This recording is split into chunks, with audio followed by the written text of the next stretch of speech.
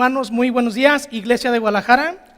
Es un gusto y un privilegio estar aquí con ustedes, tanto un servidor como mi familia. La verdad les damos la cordial bienvenida y gracias, hermanos, por su recibimiento, su hospitalidad. Les envían saludos sus hermanos de la iglesia en Tlajomulco. Hermanos, estamos viendo esta serie de clases que han sido algo interesantes, algo que nos han emocionado más de alguno. Para cuidar los derechos de marca, les digo a muchos que es como una serie de televisión. Eso que te motiva, que te llena, inclusive que te puedes meter incluso en la historia bíblica. ¿Cuántos ha pasado? No sé si te ha pasado a ti, porque a mí sí. Cuando ves un programa o una serie, iba a quedar la continuación después. Te quedas con ese nervio, decir, ¿qué sigue? ¿Qué le pasó a Oscar Fernando? ¿Qué le pasó a tal personaje? Y si más, en aquella época de los que ya estamos algo poquito chavorrucos, si te tocaba hacer el viernes, el fin de semana para poder ver el próximo lunes el desenlace. La semana pasada, dando un poquito lo que es de introducción, nuestro hermano Fernando nos compartía esto, lo siguiente, lo que era la gracia del arrepentimiento, cómo tuvieron que ser probados los hermanos de José. Y hubo una situación muy particular, ¿no? La prueba de la copa de la plata. Esa copa, ¿no?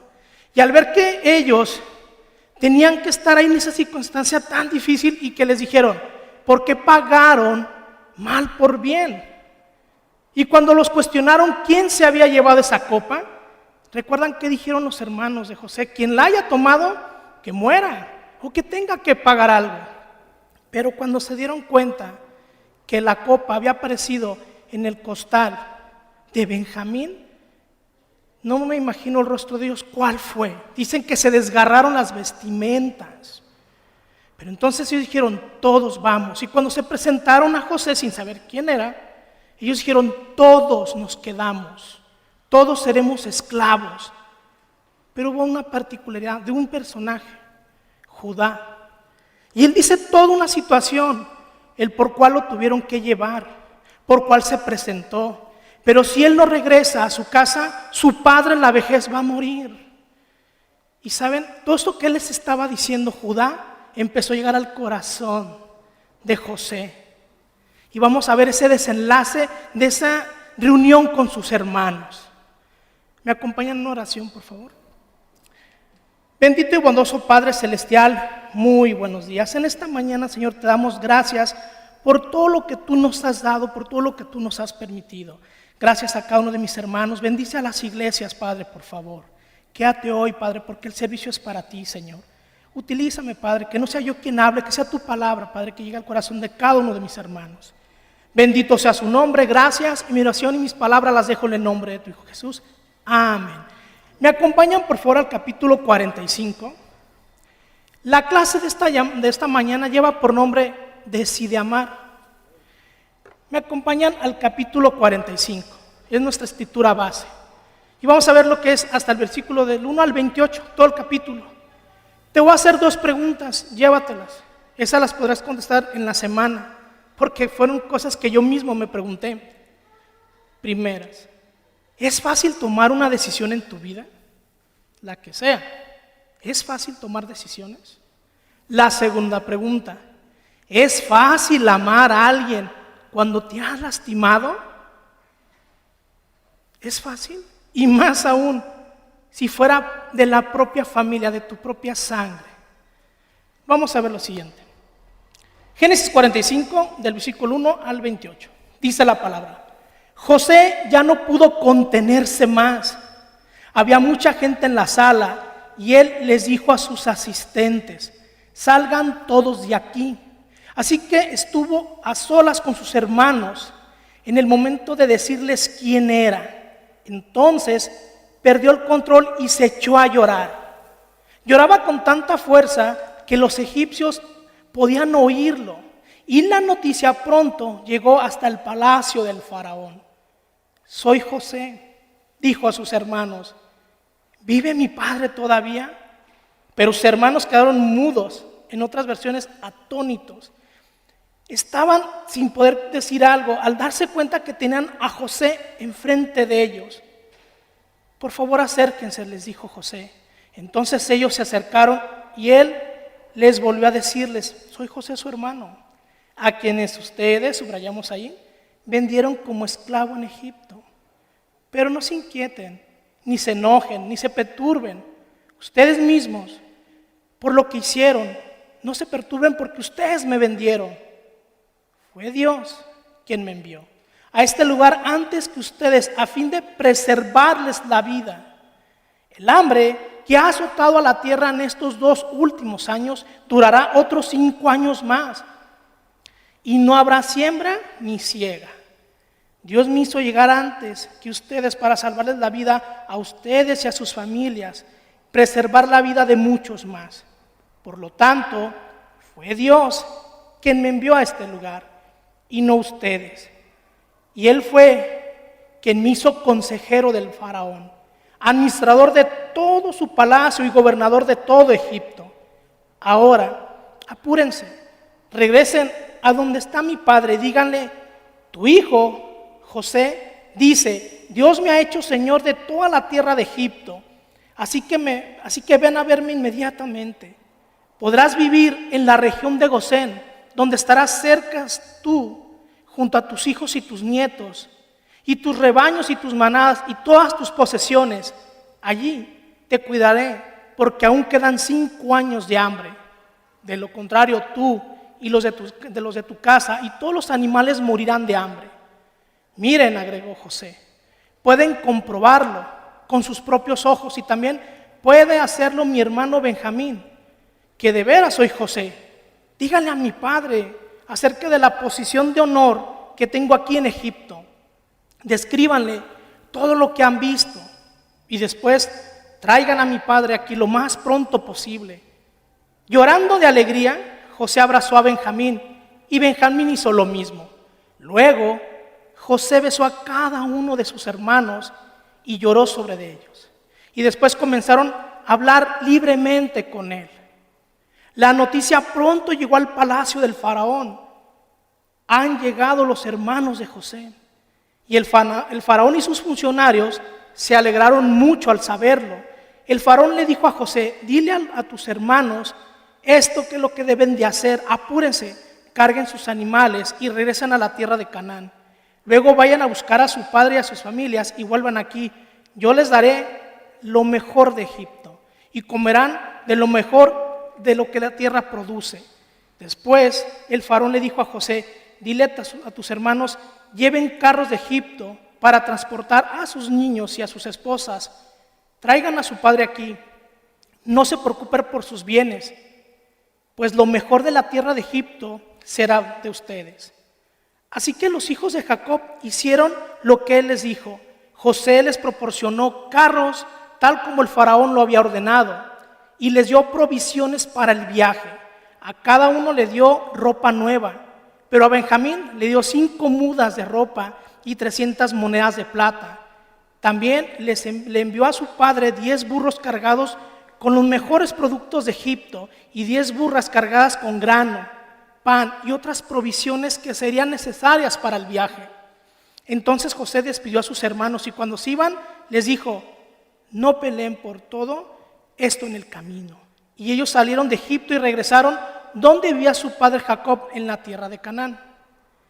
José todavía vive, le dijeron a su padre, y él es gobernador de toda la tierra de Egipto. Jacob se quedó atónito al oír la noticia y no podía creerlo.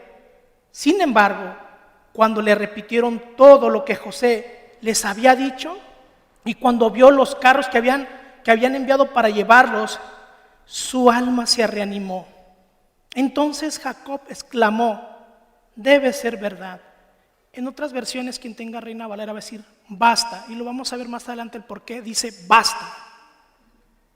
Debe ser verdad, mi hijo José todavía está vivo, tengo que ir a verlo antes de morir.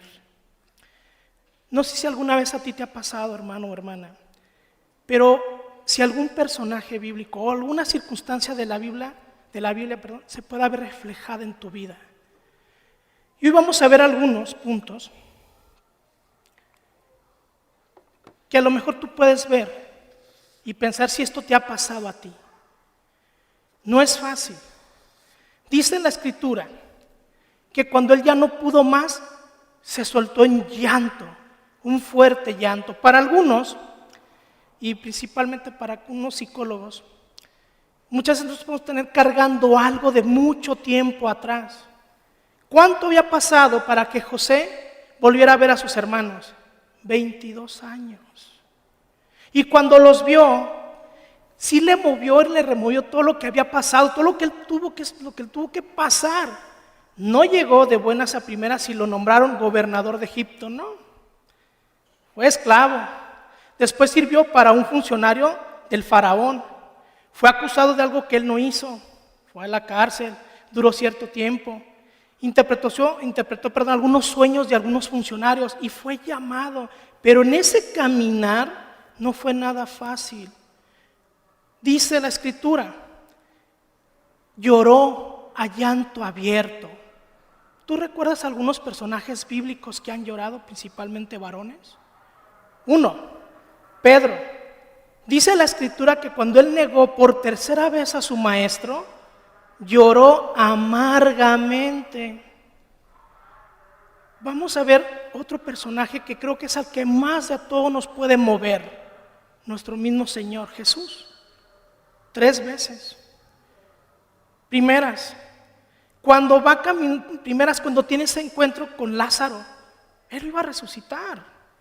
Pero dicen que él le conmovió, vio lo que es el dolor humano. Para aquellos que hemos pasado por alguna circunstancia de estar con un ser querido, o que hemos perdido un ser querido, o hemos visitado a alguien, en un momento así, mueve a cualquier persona. Jesús, siendo el Hijo de Dios, él se conmovió y lloró. La segunda ocasión fue cuando él iba subiendo y vio a Jerusalén. ¿Qué sintió al ver que la necedad de su pueblo, a no aceptar a sus profetas y a aquellos que enviaban? Y dice: Jerusalén, Jerusalén, tú que matas a tus profetas y apedreas a aquellos que Dios te envía, yo que tanto quise unirte como una gallina une a sus polluelos. Es la segunda vez que registra la Biblia que él lloró. Y la otra y última en el Getsemaní, cuando él iba a ser entregado. Este suceso que le pasó a José es llanto de libertad. Él quedaba liberado porque él había visto que sus hermanos habían cambiado, que había resultado esa gracia del arrepentimiento en sus vidas, porque vio que estaban dispuestos todos a entregar la vida por su hermano, y más Judá. Entonces menciona lo siguiente: yo soy José, y se presenta ante ellos. ¿Cómo puedes liberarte del pasado? Hay unos pasos que mencionan algunos psicólogos y dice lo siguiente. 1, reconocer y aceptar el pasado. Muchas veces nosotros ya no vamos a poder mover nada atrás, esa es una realidad absoluta. Lo que sí podemos hacer hoy en día es cómo va a ser nuestro presente al día de hoy. ¿Cuántas veces podemos tener que ver qué fueron los sucesos, personas que fueron utilizadas inclusive para lastimarnos a unos? Dice también un segundo paso: perdónate a ti mismo y a los demás. ¿Sabes? Lo más difícil que puede pasar en alguno de nuestros casos es perdonarnos a nosotros mismos. Somos llamados como cristianos a perdonar a todas las personas, pero es importante que tú mismo te reconcilies con tu pasado, con aquello que tú has caminado día con día. Un tercer paso: haz las paces con tu pasado. Tuve el privilegio de pasar un tiempo ayer con un hermano que nos vienen a visitar. Y cuando él me platicaba algo de su vida, yo recordaba inmediatamente la vida de mi padre. Una de las personas a las cuales tuve una situación tan difícil, yo creo que más de algunos hemos pasado por algo así.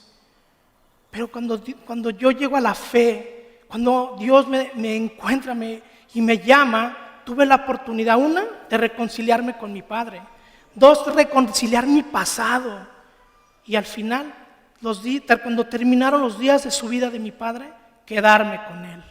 Entender que él había pasado por situaciones difíciles, que él no había tenido a Dios en su camino, en su vida, pero yo sí. Dios me había encontrado. Muchas veces no queremos dejar el pasado porque no queremos soltarlo, pero es algo que debemos de hacer, seguir para adelante.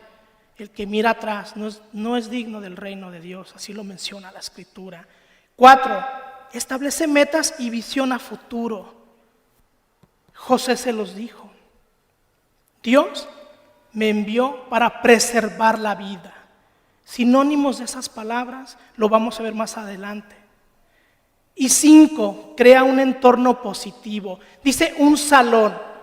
Si elevo un poquito más la voz, se escucha todo. Imagínense un llanto. Alegrías, yo imagino que aquí en las fiestas se mueve muchísimo lo que es las ondas sonoras, pero imagínense el llanto. Todo el mundo lo escuchó. Él se había liberado.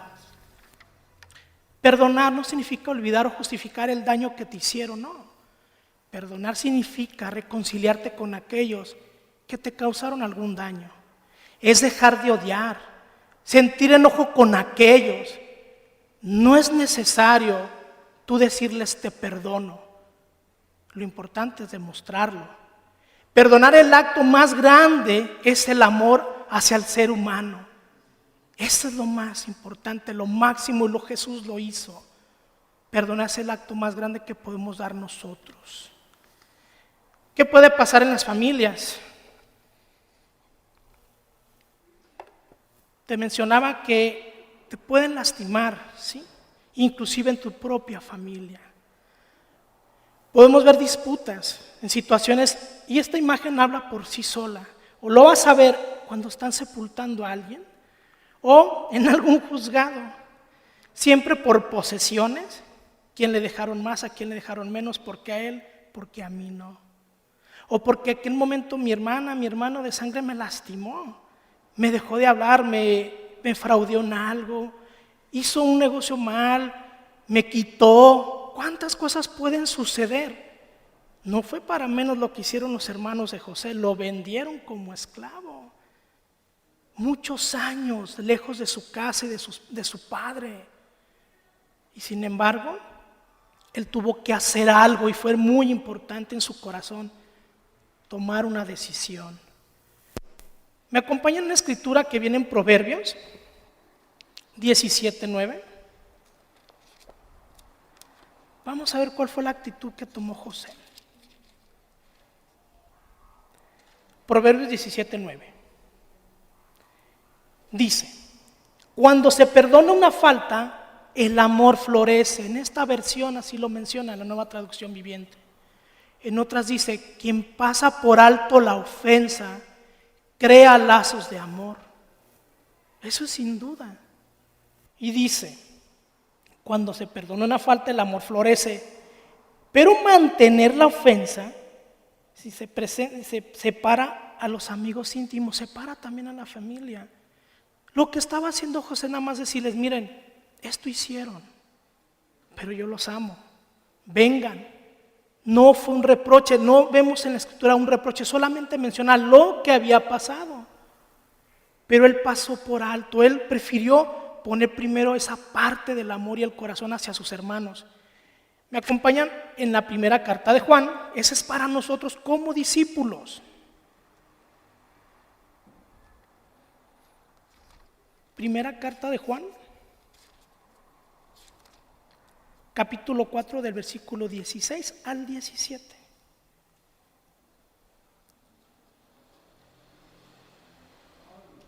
Gracias. Ya. Dice la palabra: nosotros sabemos cuánto nos ama Dios y hemos puesto nuestra confianza en su amor. Dios es amor, y todos los que viven en amor viven en Dios, y Dios vive en ellos. Y al vivir en Dios, nuestro amor crece hasta hacerse perfecto. Por lo tanto, no tendremos temor en el día del juicio, sino que podremos estar ante Dios con toda confianza, porque vivimos como vivió Jesús en este mundo. ¿Y cómo vivió Jesús? ¿Alguien lo puede decir? Fuerte, amando a las personas. Así vivió Jesús. Y si nosotros que somos cristianos y estamos cerca de Dios, Dios es amor. José estuvo cerca siempre, y Dios estuvo cerca con él en todo su proceso y en todo lo que él pasó. Solamente era de externarles y decirles, conciliar su pasado con ellos y cerrar ese ciclo y decidir amar. Hay otro punto. Todo tiene un propósito. Mencionan nuevamente en Génesis, cuando les dice, ustedes me vendieron, pero no fueron ustedes que me envió aquí. No fueron ustedes, fue Dios quien me envió para preservar la vida. Muchas veces podemos ver en nuestras vidas, en nuestro entorno, que hay situaciones no gratas. O vamos a pasar por pruebas difíciles, circunstancias. Dice la palabra que todo suma, así lo menciona, para lo que Dios tiene dispuesto para cada uno de nosotros. Te voy a compartir una escritura que viene en Mateo, capítulo 18, al 11. Y dice la palabra. Aquí está. Dice, fue enviado, el Hijo del Hombre fue enviado para salvar lo que se había perdido. José fue enviado con una misión y un propósito. ¿Cuál fue? Preservar la vida de los suyos, inclusive de lo que fueron los egipcios. Ese fue el propósito, pero no al principio, todo lo que él tuvo que pasar. Pero también vemos cómo Jesús fue enviado a nuestras vidas. Y en Lucas 19:10, igual lo apunta, no es necesario que vayan, dice igual, el Hijo del Hombre fue enviado para salvar lo que se había perdido. Sinónimos de preservar es conservar, proteger, cuidar, asegurar y salvaguardar. Esa fue la misión que Dios tenía destinado para José.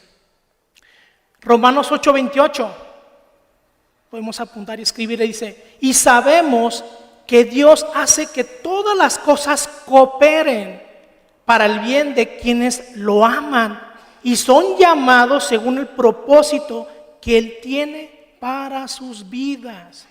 Todo suma, bueno y malo. Proverbios 16:4, quiero que esto lo lleves muy en claro, dice así, el Señor ha hecho todo para sus propios propósitos, inclusive al malo, para el día del juicio. Todo viene de Dios. Lamentaciones capítulo 3, versículo 37 al 38, y es con esta que yo me quedo día con día. ¿Quién puede ordenar que algo suceda sin el permiso del Señor? Nadie. ¿No envía el Altísimo tanto calamidad como bien? Todo viene de Él. Te quiero compartir un cuento que yo escuché y que después lo tuve que reflexionar, porque el día que mi hija falleció y ese día que fue su funeral, nuestro hermano José no la compartió. Y es una pequeña reflexión que dice lo siguiente: ¿mala suerte o buena suerte? ¿Quién sabe? Había un poblado en alguna región donde un hombre tenía un caballo. Y este caballo servía para lo que eran las labores de siembra. Y un día el caballo se fue. Entonces los pobladores le dijeron al Señor, su caballo se ha ido. ¡Qué mala suerte! Y el hijo también decía lo mismo. Pero este sabio decía, ¿mala suerte o buena suerte? ¿Quién sabe? Días después el caballo regresó con otro caballo. A lo cual los mismos vecinos se acercaron y dijeron, ¡wow, qué buena suerte! Ahora tiene 2 caballos. Pero el sabio dijo lo siguiente, ¿buena suerte? ¿Mala suerte? ¿Quién sabe? Uno de esos días el hijo quiso domar ese caballo, el que había llegado, el nuevo caballo. Sin embargo era un animal salvaje, el cual lo tumbó y en esa caída a él se le quiebra el pie. Y los doctores les dicen que por ese resultado él va a quedar cojo, va a quedar mal, chueco. Nuevamente los vecinos le dicen, ¡qué mala suerte! Ahora su hijo no podrá caminar bien. Y el sabio responde, mala suerte, buena suerte, ¿quién sabe? En esa región días después entraron en guerra y fueron llamados todos los jóvenes a presentarse al campo de batalla. Cuando llegaron algunos generales y vieron a ese joven sin caminar y poderse levantar, dijeron, tú no sirves para la guerra. Entonces nuevamente llegaron los hombres, los vecinos eligieron al Señor. ¡Qué buena suerte! Y el sabio respondió por último, buena suerte, mala suerte, ¿quién sabe?